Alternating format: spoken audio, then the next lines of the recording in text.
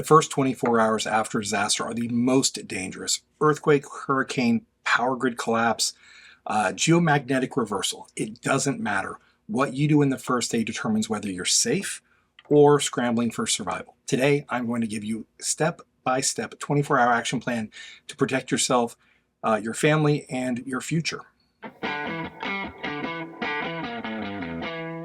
Disasters don't wait for you to be ready. Whether it's a hurricane, earthquake, or some of the stuff we listed at the beginning, the first 24 hours can be the absolute most dangerous. That's when chaos reigns. People don't know what's going on. Help might be delayed. You are not really sure what's going on. You're just completely lack of knowledge.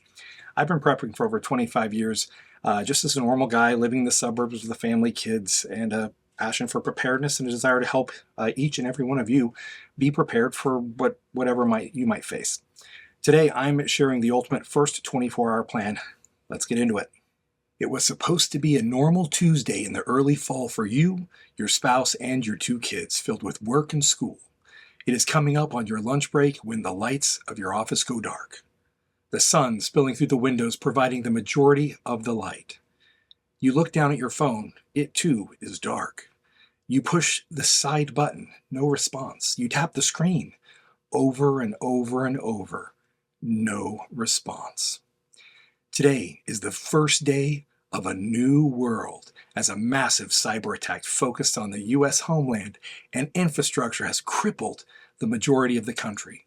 An unknown foreign hacking group backed by one of the BRICS nations attacked SCADA industrial control systems, causing them to crash, damaging critical hardware components, rendering them little more than burnt silica wafers. Little do you know at the time, but this is the beginning of the darkest days of the country, and will take years of recovery to get back on our feet. Setting a little bit of a mood, setting up the scenario. Anyway, for this scenario, we're going to assume immediate loss of electricity, likely loss of municipal water pressure relatively soon, maybe in the next 12 to 24 hours. How are you going to get your family safely gathered together? What is your next step? The first 24 hours of your survival situation are critical because they set the foundation for your safety and resilience. During this period, immediate dangers like injuries, exposure, and structural hazards are most acute. Emergency services may be overwhelmed or delayed, and panic can lead to poor decisions. Quick action, assessing threats, securing shelter, treating injuries, and conserving resources prevent small issues from escalating. Establishing communications with loved ones and executing your pre-made plans immediately maximizes your chances of safely navigating the crisis in the early days. I'm going to be generic when it comes to this particular scenario. That was really just to kind of set the stage and tell a story.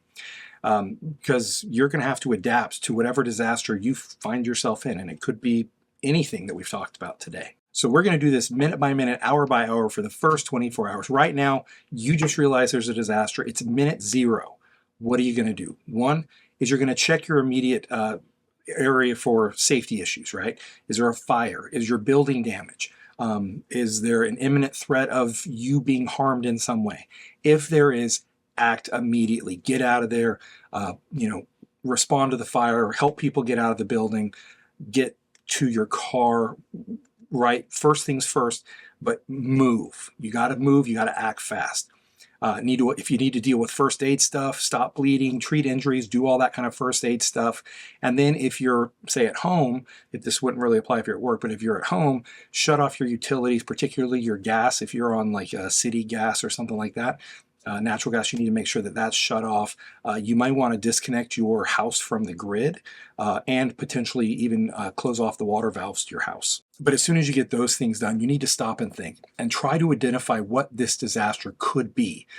Because if you can, I don't want to say guess, but if you can use the clues that you have, then that will help situate you for how best to respond next as we go from minute 0 to hour 0 to 2. Now, the focus of hour 0 to 2, or hours 0 to 2, there's a couple things. One is to gather your family to a safe location. Now, if you are at work, if they're at school, if your wife's at work, everybody should know the plan, and the plan is to get home. or maybe it's to a bug out location or something. But whatever it is, whatever your plan is, enact that plan and make sure your family knows what that plan should be to get to that place. Now, hopefully that doesn't take you too long. Some of us in the DC area have massively long commutes, right? Hours, 2 hours each way. Hopefully you're only 10 minutes from work. If so, get home, swing by the school, pick up your kids, your wife meets you at home, whatever the plan is, again, do that. But as soon as you get home, you need to secure water and food. What I mean by that is in that hours 0 to 2 hours, fill your bathtubs, sinks, containers with whatever additional water you have, you can get your hands on.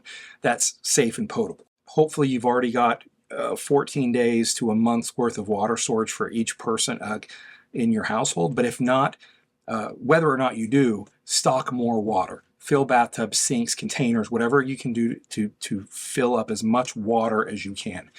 Then take stock of your food supplies. Particularly focus at this point on your perishable food. So this is stuff in your fridge and your freezer, because if your electricity's out, you're going to lose the ability to refrigerate and freeze things. Your fridge is going to go first. Your freezer can stay frozen in there for probably a good 2, maybe 3 days if you leave it closed, but your fridge stuff is going to spoil very, very, very quickly. So you need to have a plan of how you're going to preserve that food, consume that food, to get as much nutritional value out of it so that you can then go from your fridge food to your freezer food and then to your dry food and then your long-term storage food.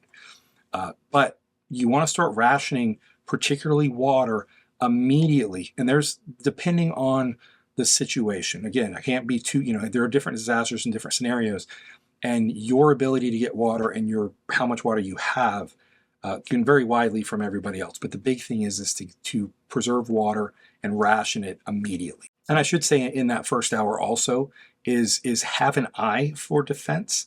That's not the point where you go on this like lockdown. Most everybody at that point doesn't know what's going on. They are still acting under a rule of law scenario, but do have a little bit of a mindfulness about safety and security at that point. But in step 2, in hours 2 through 6, use radios, emergency apps, check local channels for updates. You want to gather as much information now as you can, because most radio stations have TV stations have backup power supplies for a while. And so you want to use that opportunity to gather information from them as much as you can. Don't bother calling people, just send text messages. Don't flood the circuits with trying to actually verbally talk to people. Send text, check on your friends, family, whatever, over text. Share information over text, but try not to call. The other benefit of texting over trying to call is it preserves your battery a lot longer as well. Now, if it's a localized disaster, if this is a national cyber attack, as I kind of joked around with, it's not a laughing matter, but trying to bring a little bit of levity to this. But if it's not a national disaster, then what you want to do is try to contact somebody in your family or one of your trusted friends outside the disaster zone to kind of be your representative for people to get a hold of. So for me, I'm up here in Virginia. My mom is down in Georgia. So if it's a Virginia disaster and it's not affecting South Carolina, I'll message her. And then people were, very worried about me.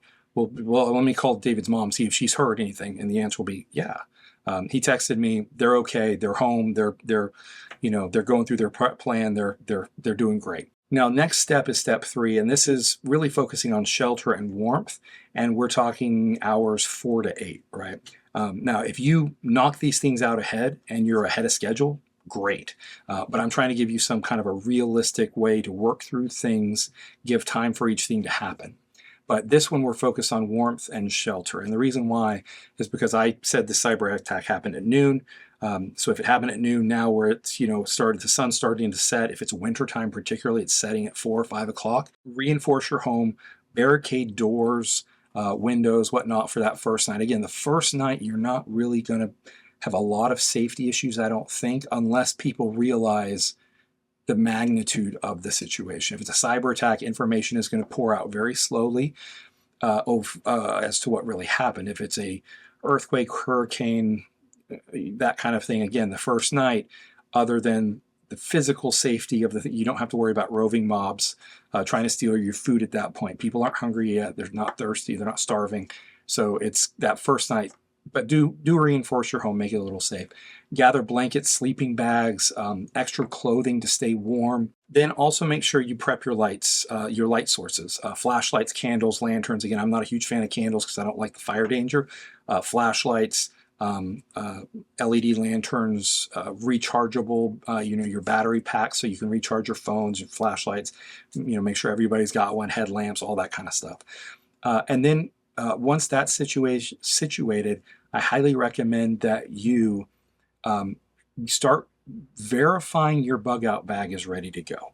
Not that we want to bug out, because in my opinion, bugging out is a last resort, but get your bug out bag ready. Make sure it's stocked. Make sure it's fresh. If you have any perishables in there, make sure it's got fresh food and whatnot. But make sure your bug out bag is ready to go. Put some boots, a change of warm clothing, jackets, whatever, right next to your bug out bags in a safe, secure spot in your home where everybody knows, so that if you have to go from shelter in place to bug out, that you're ready to go within seconds. It's now hitting towards, midnight. We're hours 6 to 12. We're now working into the middle of the night. I don't know about you, but I'm not going to be sleeping that first night. I'm going to be making sure that my house and my security and my defense is strong. At this point, I should have a sense whether this is a small disaster, localized, regional, national, if this is going to be a hurricane situation that takes a couple of weeks to get out of, if this is an earthquake, a minor earthquake, maybe it's only a couple days before help comes, or if this is a systemic failure, say from like a cyber attack or a solar, not a solar eclipse, but a solar flare, a Carrington type event that takes down all of electricity for months, if not years. I'll have a sense of that hopefully at this point. And at that point, I'm going to be focusing on doors, windows, making sure all my self-defense stuff, rifles, pistols, shotguns, whatever I'm going to be using, that those are handy, that the people who need to have which ones all have theirs. They have their loadouts, their kits, everything to go now. So if we bug out, we're defended. If we have to defend the home, we're ready to go. Step 5 is to plan for the next 24 hours. This is hours 12 to 18. What we're focused on here is we now realize, and most people are now realizing, this is a big deal. This is going to be a multi-week or longer event, particularly if it's like a massive cyber attack that brings down the industrial infrastructure and power grid, those types of things. It's going to take a long time to get it back. So at this point now, we are setting watch, we're setting guards to deal with people realizing the severity of this. Make sure you're prepped for travel. If for some reason you need to bug out, you need to relocate, make sure that's ready to go. Start making lists. Make sure you've got an up-to-date inventory of your food, water, your kit. But the big thing at this point is have a watch. Have an upstairs window that has a good view of all around the house, for example. Put somebody up there at all times to watch, day, night. So that you have some sense for what is happening around. Now, the last step, and this is step 6, and this is the plan going forward. As I've said before, at this point, you know the likely duration of this based on the known facts. There's going to be a lot of unknowns and uncertainty. You're going to have to make a judgment. And my recommendation is, in absence of definitive information, assume the worst case scenario, because then you'll be ready. What that means is that you're going to need to adjust your plans for bugging out, adjust your plans for food and water consumption, and your security needs, right? Maybe instead of one person upstairs, now you've got multiple people around your property. Now you're not just worried about people breaking into your home, but you're worrying about them coming onto your property, trying to steal cars, etc. You need to create a defensive perimeter around your home. Now you're communicating with trusted neighbors, friends. Maybe at this point, some of your bug out group have decided to leave their homes and come to your home, or vice versa, you go to their home. And so now you're starting to set up your extended prepping community, for lack of a better word. And that's where, within that first 48 hours, toward the end of it, that's where that stuff starts to take place. The real truth about the first 24 hours is that in a more serious long-term scenario, the real danger comes after the first 24 hours. That's when the initial shock wears off for most people. Grocery stores run dry, resources run dry, water's gone, electricity's gone. It's in the immediate aftermath. Most people still have food in the fridge, some water available, and a sense of order some rule of law as authorities and communities scramble to respond. But once the second day arrives, the stores are empty, fuel's gone, people realize the power grids may be down for a long time, medical and emergency services are overwhelmed, police are no longer communicative or responding because they're dealing with their own families and situations. Fear and uncertainty grow, leading to panic buying, desperation, and crime as people realize help isn't coming quickly. The first day is about immediate survival and prepping for the near future.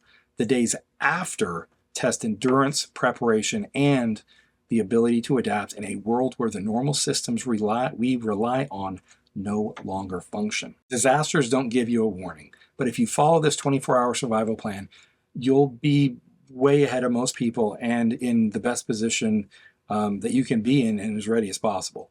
Start with safety, secure water and food, and then focus on communication, shelter, and defending yourself, your family, and your property.